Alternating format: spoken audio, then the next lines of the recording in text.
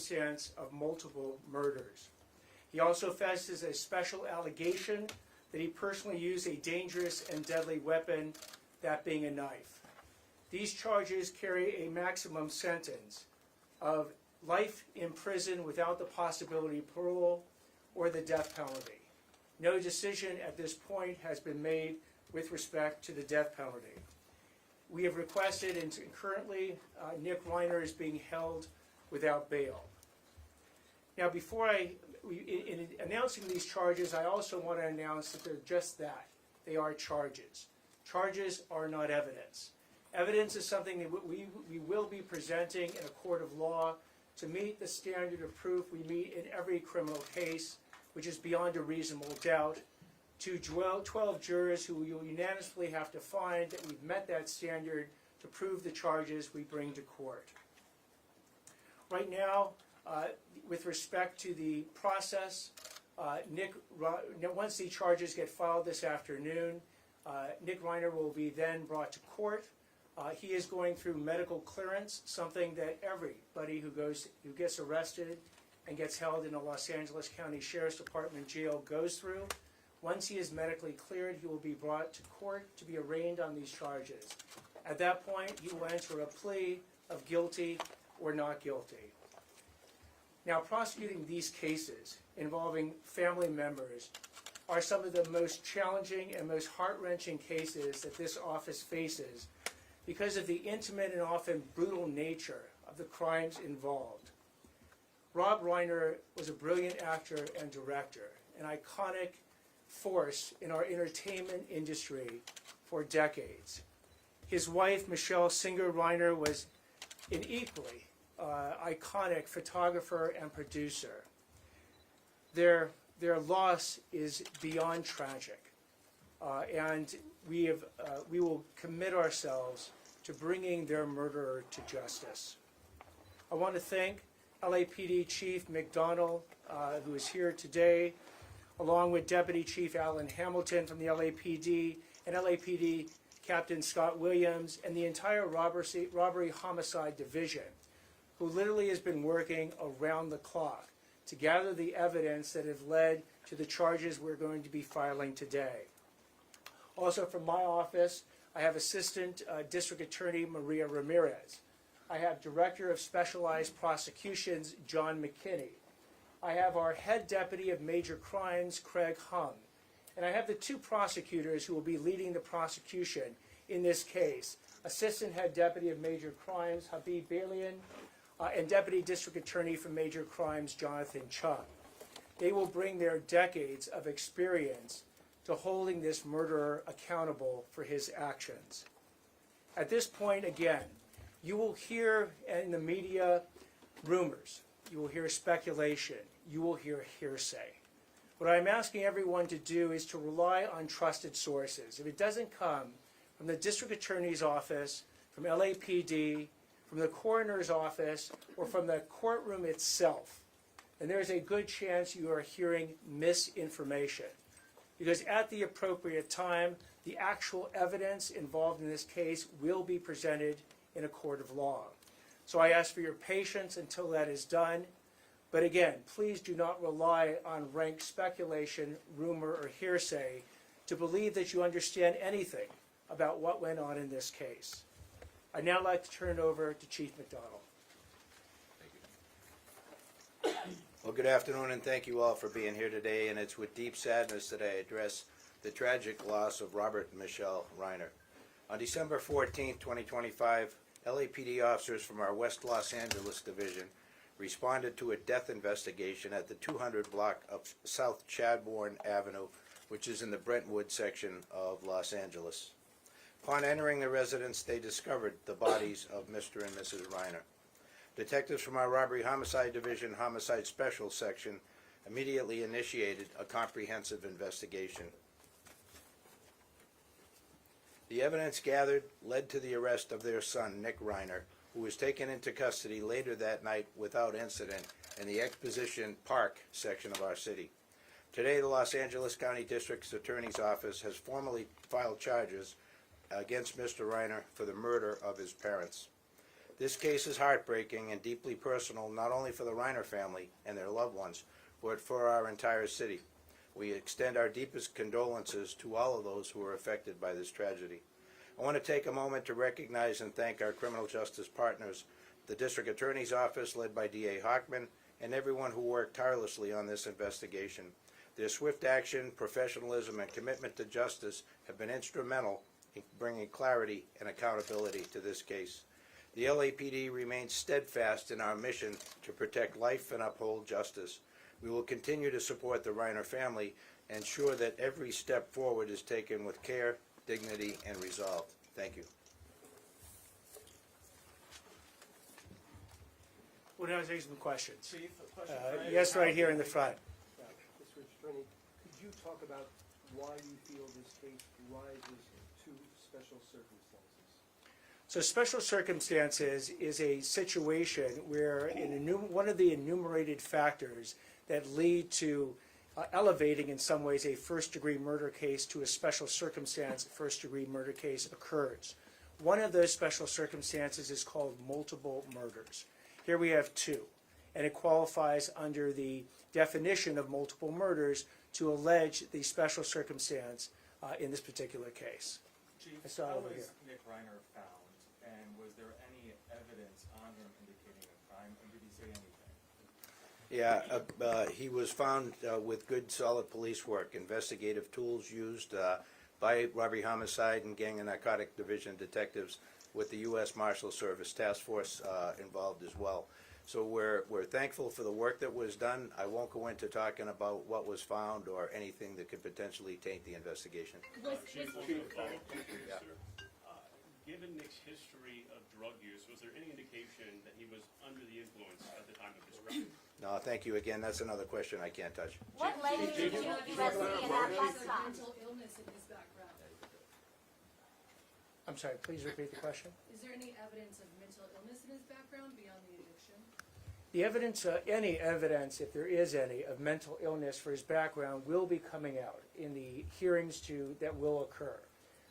We anticipate, again, after the arraignment, the process will go through the normal process a case like this goes through. At the appropriate time, if there is evidence of mental illness, it will be presented in court and in whatever detail the defense seeks to do that. Mr. Hockman. Yes, right here. Are you anticipating any kind of significant delay in bringing this case to trial on the basis perhaps that Dick may have to undergo significant psychological evaluation, which would also give your people what they need in the way of a background as to what might describe why his actions happened the way they did? We don't anticipate any significant delay more than is involved in a first-degree murder case with special circumstances. These are some of the most serious charges that a DA's office can bring against anyone. And we anticipate that the discovery that we will produce to the defense will be robust. It will be very involved. They'll want adequate time to review it. They'll want to go through every single factor that they can ascertain in the defense of Mr. Nick Reiner. So again, this will proceed along the tracks that many of the first-degree murder cases proceed. Do I anticipate it being particularly fast? No. I anticipate it being very thorough. Mr. Hockman, Yes, right here. Cause of death and time of death, can you share any information about that? We are not at this time. Mr. Hockman, I have a question about the family. Yes, right here. Did other members of the Reiner family help with your investigation so far, and did they provide any information or assistance which led to Nick being arrested? I'm going to defer to the chief on this. Hi, I'm Deputy Chief Alan Hamilton, Chief of Detectives. We don't have any specific information we're going to release at this time regarding the family's information they provided. As we move forward, that information will be discussed in the appropriate venue, which will be the court. Yes, in the front here. Sorry, it's for the chief. Can you talk anything more about just not the condition that Nick was in when he was arrested? Was he in a residence? Was he walking around? Was he observed by people in the neighborhood? Like anything else you can tell us about the nature of the arrest? So specifically, he was arrested in a public area, in the Exposition Park area near the University of Southern California campus. He was approached by the officers, and he was arrested without incident. There were no indications that There was no indication that he was going to resist or anything like that. He didn't flee or anything like that. He was taken into custody without issue, and he was transported to our police headquarters facility. What led you there? What led you there? Take a question back there, yes. Was there a murder weapon found? He's been alleged, one of these special allegations is that the murder was committed with a deadly weapon or a knife. As to where and how the weapon was located or will be located, that will actually be evidence we'll present in court. Let me take a question over here. Can you give us a timeline of when you think the murders occurred? Because now we know that there was an altercation on Saturday night at a party.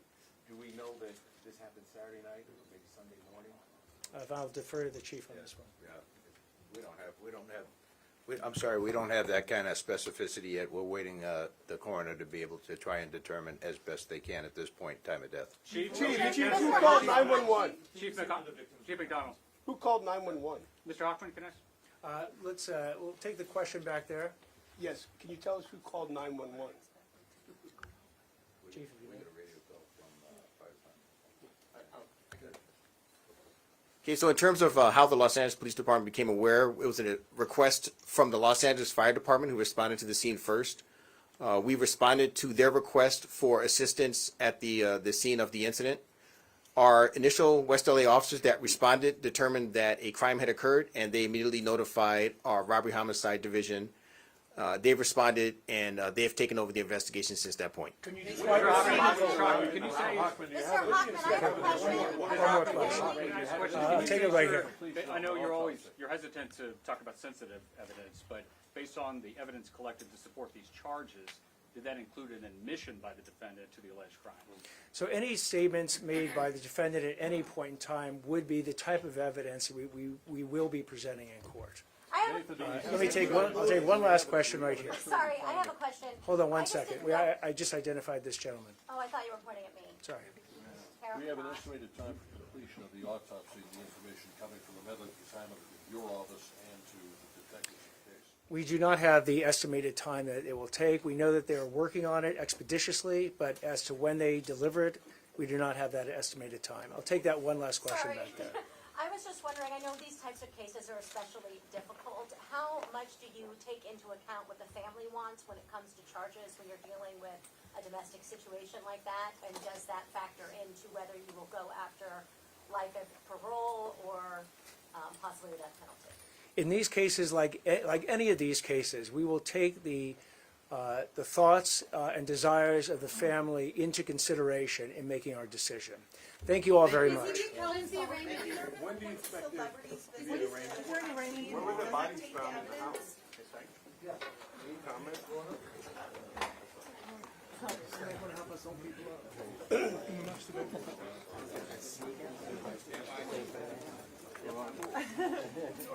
Does anybody need Spanish?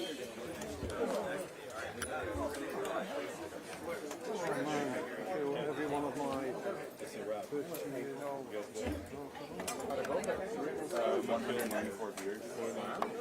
Hi, sir.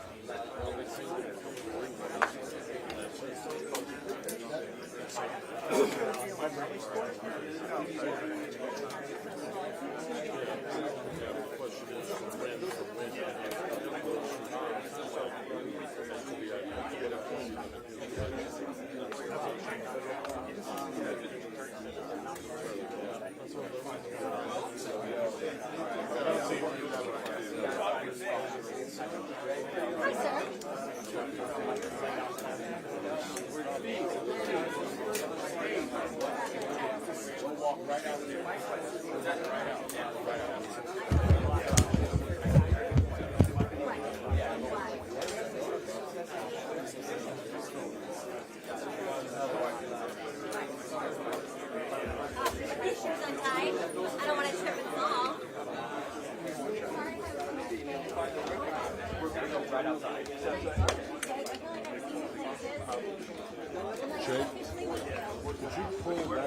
CBS LA, local. Yeah, I might see you, President. Probably.